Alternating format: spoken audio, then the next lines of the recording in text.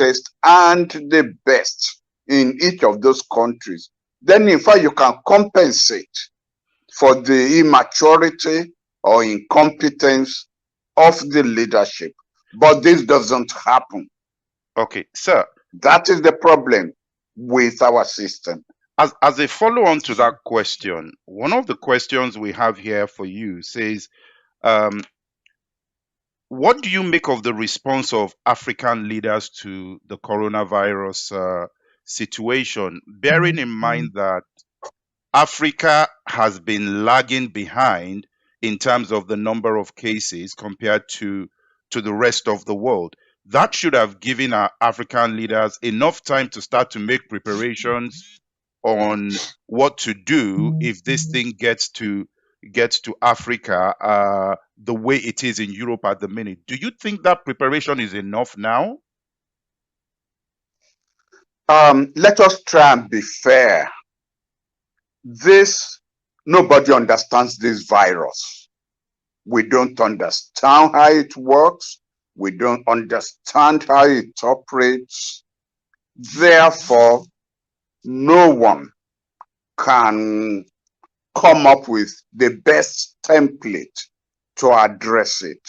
We're all playing catch up, including the West. Yeah. Now, the problem with catch up is you are not really sure of what the should be. You are addressing something that happened 5 days ago with this virus rather than what ought to happen. I understand what people are worried about, which is lockdown when you don't have in place a system where you can, a social system where you can address the fact that most Africans, almost people in the third world, live on a daily subsistence. So when you lock down, you deny them that. And you now don't have a system where you can use government resources to cope with the consequences of the lockdown. I understand perfectly. Good argument. However, when you are dealing with a virus that even you and I must not face each other, we must have, is it 12 feet or whatever that is, then what is the alternative to locking down? I'm afraid I don't have an answer. Maybe Dr. Wale will have an answer, or the people sending in the question to you may have proposals, but I don't have an answer to the complexity of this COVID-19. So what I hear you say there, sir, is that the people need to be fair with their leaders in this situation. Yes, people need to be fair to leaders, whether the leaders are in Africa or elsewhere. Look at the debate that is going on in the United States. Yes. Is it the economy that we should address or the health of the people? If you go and reopen businesses too early and corpses start lying on the street, insufficient coffins, insufficient burial grounds, they will crucify Trump and those governors who reopened businesses too early. But if they reopen businesses and nothing happens medically, health-wise, nothing happens, then they will be heroes. But to tell you the truth, I wouldn't predict who will be a hero next week or the week after in this COVID-19 that we are facing. And maybe this really presents, well, people who are in the field an opportunity to, to develop a template of leadership when confronted with issues like this, unpredictable and what have you. But the thing is, listen to the scientists, listen to the medical people. In terms of this COVID-19, listen to them. When you have other economic issues or issues of development, listen to the economists, listen to the sociologists, just listen to the people in the field before you take a decision. Somebody has to take a decision. Somebody has to take the bullet. I mean, it's part of the Yeah. price you pay for leadership. If you take the wrong decision, then you lose the next election. And if you take the right decision and you have the grace of God backing you, then you win the next election. I mean, I will say Obama has been lucky that he never faced COVID-19 when he was there. Yeah. He didn't face it. And I dare say that the financial crisis that he faced, yes, Obama saved the banks, he saved the motor companies, but he sacrificed the ordinary people. He didn't look after their interests. He looked only after the interests of the banks and the motor companies. Oh, wow, wow. Well, Dr. Wali, let me come over to you. Prof has touched on some points in terms of the medical side as well. This is not something anyone has dealt with. One of the challenges we have is that COVID-19 is real. Um, and people are talking about vaccines. But then we've got the fear of vaccines suddenly rising, people feeling scared to take vaccines. Um, what kind of message do you feel we need to be giving to people who feel a bit hopeless in this time? Dr. Wale? Let me first talk about the vaccines because there's a lot of conspiracy theories, there's a lot of stuff going on about the vaccines. And my position has been, you know what? A lot of the people that are complaining and, would not even be alive if not for vaccines that were developed earlier. Yellow fever, polio, and all these things. They were killing people, smallpox. All right? So these are things that vaccines, and I heard someone pray, I think it was Kenneth Copeland that prayed. He said, God, give people the wisdom to come up with the right vaccine. And Nancy Pelosi said that science, some of these solutions are actually answers to prayer. Because I think of number of people that would have died without such interventions. So I would say that let's be open-minded about that. Now, I am not saying that people may not have ulterior motives. But what I am saying is that it is too early. This is the same way there was a time, there was a vaccine, people said, oh, they're trying to use this to reduce the population. There will always be those stories. So I am not going to knock off what is a possible solution because of some conspiracy theories. That's just the way I look at that. And you said, what message of hope? You know, nobody has any experience in a post-COVID world. Mm, Nobody. mm, And I like to look at it from the perspective of Noah's Ark. You see, the cheetah is the fastest animal. So it probably got to the ark before the others. But the ark could not go anywhere until the slowest animal entered. So the speed of the cheetah was not an advantage in the ark.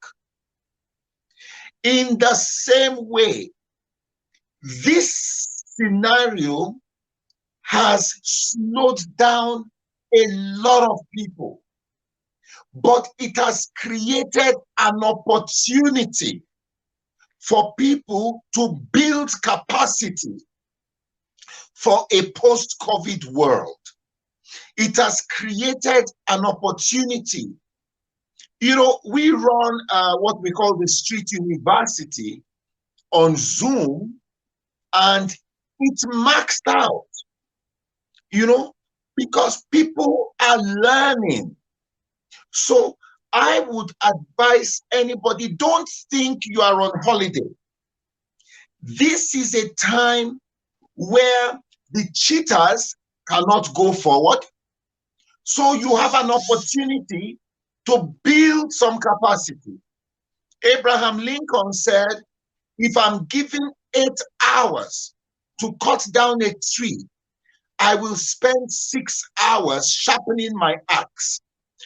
This is our opportunity as individuals, as organizations, even as countries, to sharpen our axe. I'll tell you what's excellent. happening in Kenya. Suddenly, we have one of our counties producing face masks, 35,000 face masks a day.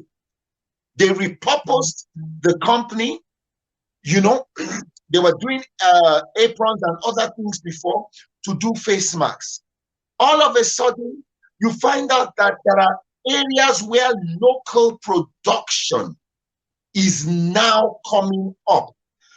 This might be the opportunity we have to build things to a point where we do not have to depend on China even for toothpicks.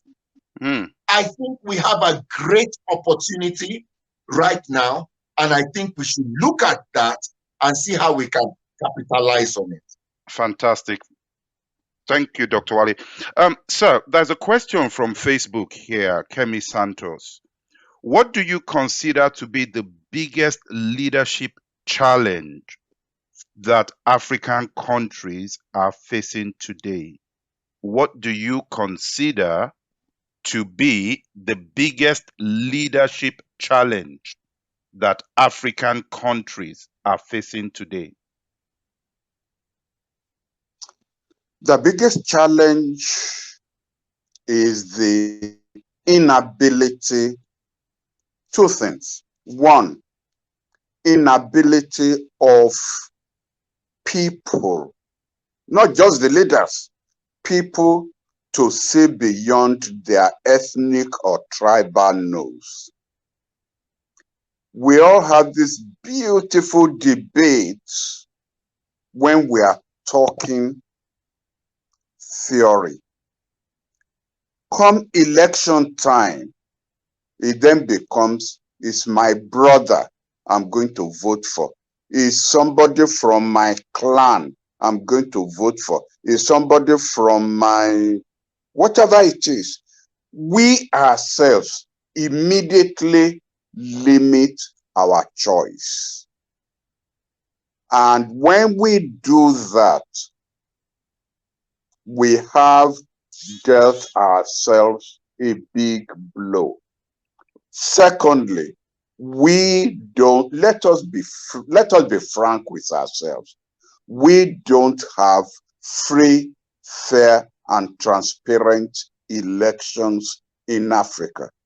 South Africa is probably the only exception that I can think of. Others who come from that area may have a different view. But in the rest of Africa, believe me, the elections are not free, they are not fair, they are not transparent. So a combination of those two form what I will call the bane of leadership. That's what prevents us in Africa from getting our brightest and the best into government positions, into elective positions. I mean, your question, I'm sure, he himself knows about examples in Africa, different African countries. Yes, yes. I know of an activist, a social activist who was a lawyer. I use was because he's dead now. And if he called for a demonstration in Lagos, believe me, he will get thousands to come out and follow him for the demonstration. He then decided to run for the presidency. He didn't get up to 200 votes. Wow. Because when that came, the issue of being elected president came, people were now looking back at who was from their own ethnic base, rather than this man who had captured the imagination of even the young people. Even the young people didn't vote for him. Wow. And in the last election, in presidential elections in Nigeria, so many young people stood up, but where were their supporters when it came to voting for them? Where were they? They were nowhere to be found. Wow. So to me, we need to address those two issues. And I will even still, I will say this, the bigger of the two issues is really the mindset of the average African himself. Wow. If the average African can see beyond his ethnic nose, then we can counter the question of electoral corruption that follows. Wow. And that leads us nicely to this point, which, sir, I think I'd want you to respond to this before Dr. Wale does. So another question talks about, it's often said that foreign exchange remittances back to the motherland constitute one of the top three economic blocks. And there are some calls that the government should start to get Nigerians in the diaspora to return to Nigeria specifically. What do you say to that thought, sir? Um, I think there is a non sequitur there, because the money, the foreign exchange that is sent back,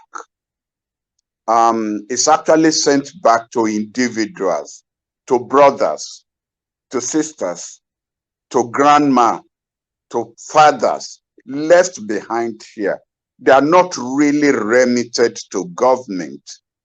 And I will not advocate that it should be remitted to government. It will be stolen.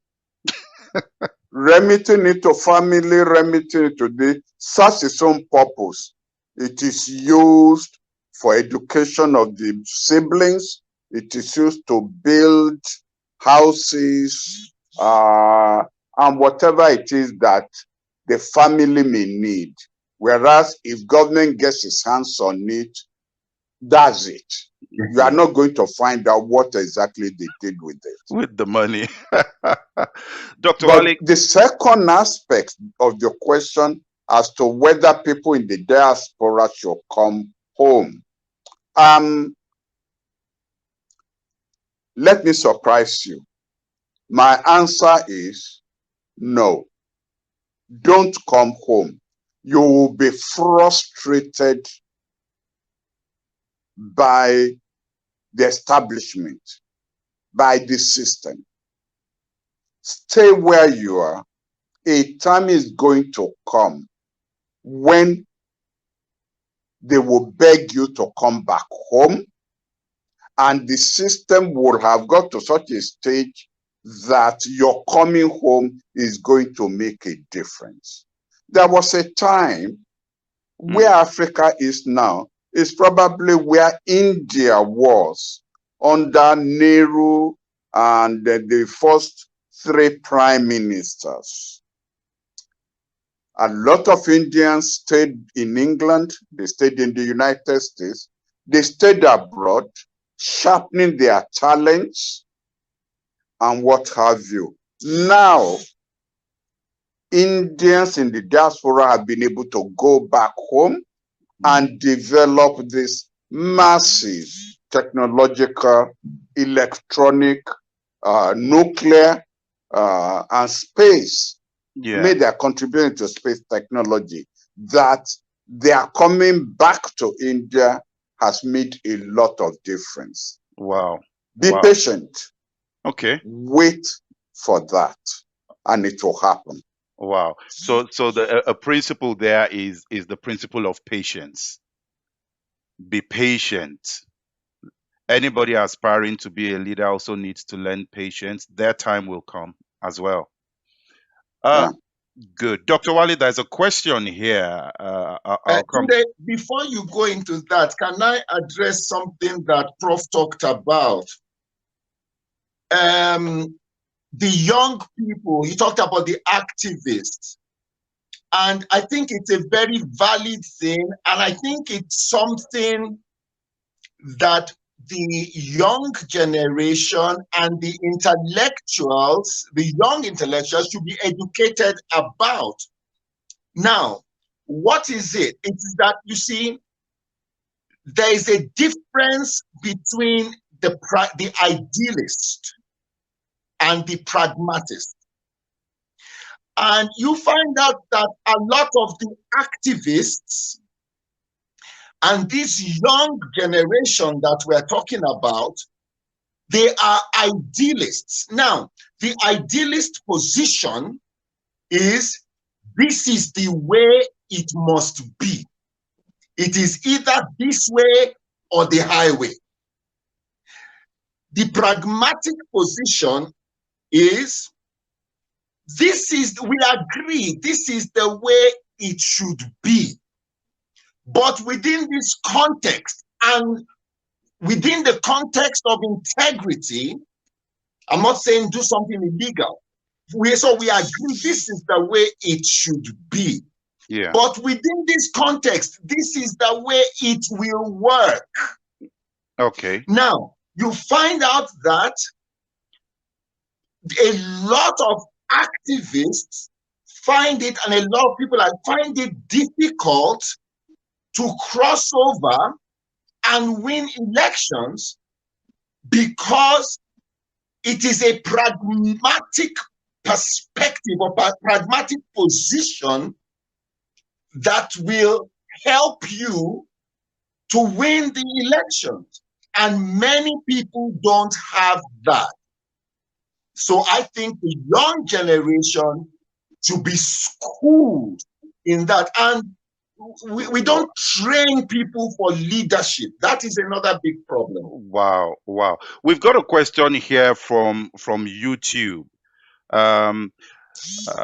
Actually, Dr. Wale, I'll start with you on this one. Was there any other way to manage this pandemic without shutting down the global economy? Wow, you're asking me. I think you should ask the professor.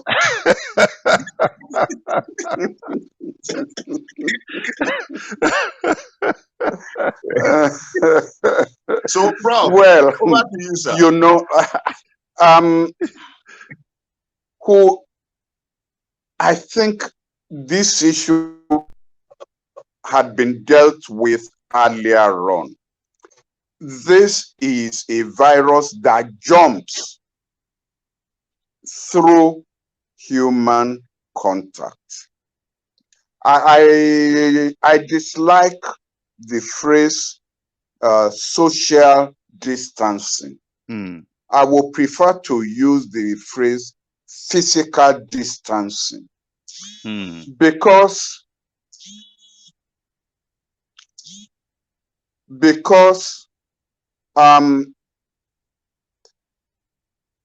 could be physically separated from you, but maintain eye contact. Eye contact is social connection. Then we don't feel disconnected. I could be physically separated from you and still wave or bow or give you the Indian greetings of two palms together. And that way, sociologically, we are still human beings connected. But medically, we must be physically disconnected because of the nature of the transmission of the virus. Now, people have talked about masks. And I listen a lot. I mean, there's nothing else to listen to these days if you turn up the television. And the scientists can't even agree on whether the masks prevent me from infecting you or prevent you from infecting me. But I think a consensus is out there now that we should put on the mask when we are outside. But this cannot work within an industrial space. It's only in terms of, there are only a few, very few businesses that you can wear the mask and still have the physical distance. Only a few. So we just have to play this by the ball. We just have to take decisions and hope we are right. And when decision makers are wrong in terms of the consequences, I hope we will be magnanimous enough to know that they did their best. They were not being wicked in the policy of in the policies that they put in place. They did their best. This is and you see, what worries me, and I must say this, is that because we cannot predict the DNA of this coronavirus, this is 19. And I don't know when the next one, Corona 25 or Corona 20, will come.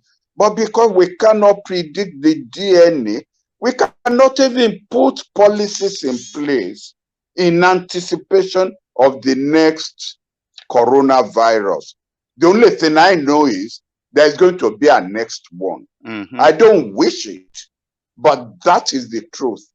And we are not going to know what his DNA is going to be, how it will be transmitted. It's only after it comes that we will then start to scramble. And as I say, let's be magnanimous in judging those taking decisions. Okay. Dr. Wale, let me come to you on this question here. For someone who advises business leaders, government leaders, how difficult is it to operationalize some of the policies that are being made to deal with this challenge? And maybe we broaden that scope a little bit, not just the challenge of COVID-19, which is unique in itself, but policies that affect the masses on a large scale. How easy is it to implement these things and bring the benefits to the masses?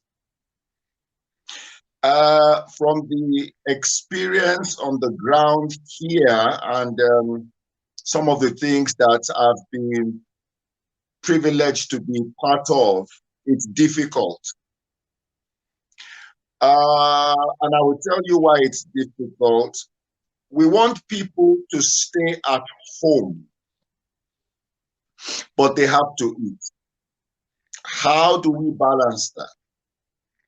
Then there are also, and I think this is across the continent, which Prof had alluded to, One of our biggest leadership challenges has been the issue of interests. In that, yes, we know this is what we need to do right now, but there are certain interests that, and unfortunately, you see, some of the decisions, and I know Prof, when he was in government, we know that there are some decisions that you have to make at a level that may not be populist, but will serve the greater good in the long term. I will give you an example. On day one of the curfew here, it was bad. The police went all out. It was really bad. And it was so bad, the president later on apologized. But you see, is it that those people going out were suicidal? No. They have not been educated. And this is one of the things I have spoken about so much. I said, look, the media has the role of informing, entertaining, and educating. So when we lack sufficient education, then what happened? People went out, then the police had to come in, and it was really bad. But let's look after that. Do you know that people generally stayed at home? So you now find yourself in a dilemma that, yes, the police came out and were brutal, but is that the effect of media not educating people? But is it the responsibility of media to educate the people? Sorry? I said, is it the responsibility of the media to educate the people? Well, they have a part to play. I worked with the Ministry of Sanitation also. Yeah, we've done stuff. And one of the things that is now happening is talking about this, going out. Everybody has a role to play. But I think, let me give you, look, before this thing happened, you had companies that were sponsoring huge gaming events, sponsoring concerts and things like that. Since this thing happened, I have not seen companies come forward to sponsor a whole campaign for a week to teach people what to do and what not to do. And then also, I think it is important we look at our own peculiar situation. You have places all across Africa where that, what Prof said, physical distancing is not possible. 10 people are living in one small room. It's not possible. And this is where I think our own homegrown solutions must emerge. Fantastic. One of the things that inspired me a lot when Prof was foreign minister was initiatives like the Concert of Medium Powers, and initiatives where we're saying, let us form our own power blocks and come up with our own unique solutions. Wow. Wow. Wow. I do remember that. And I think that was a major initiative. The thought behind it was a major. But Prof, let me come to you with this. You've been in government. You've worked in government at the highest levels. Um, if you are in government today, uh, what sector would you give priority funding?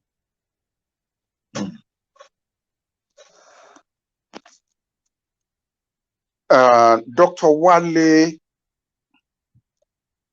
addressed the issue of a post COVID-19 Africa, Mm, and I couldn't agree more with him. And that really would be my priority, to use this crisis to build up an industrial and economic base for Nigeria as well as for Africa.